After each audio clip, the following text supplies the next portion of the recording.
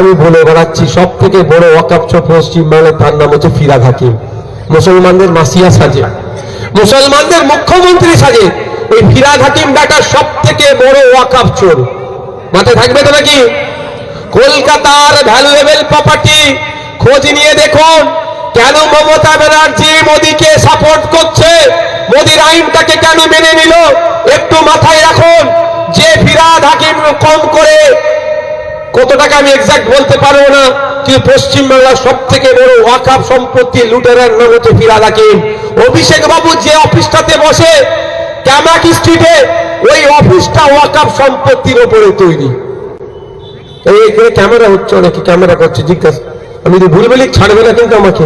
এমনি এখন হলে 20খানা মামলা দিয়েছে মা, বুঝেছো? যদি মিথ্যা কথা বলি আরো 20খানা দিয়ে দেবে। অভিষেক ব্যানার্জির যে অফিসটা আছে ক্যামাক স্ট্রিটে, ওটা ওয়াকফ সম্পত্তির উপরে। ওই জন্য ওরা মোদির সাথে হাত মিলিয়ে নিচ্ছে, তোমরা কিছু ঝাড়বে আমি কিছু ঝাড়বো, আর আমার ভাই ভাইপোগুলোকে বাঁচিয়ে দেবে, চোরগুলোকে। চোর ডাকাত তোর বলতে লাগবে, সবে চোরের মাথা কোথায় কালীঘাটে বসে আছে, বড় চোর বসে আছে নবান্ন। ওখানে এটা এক কথায় উত্তর।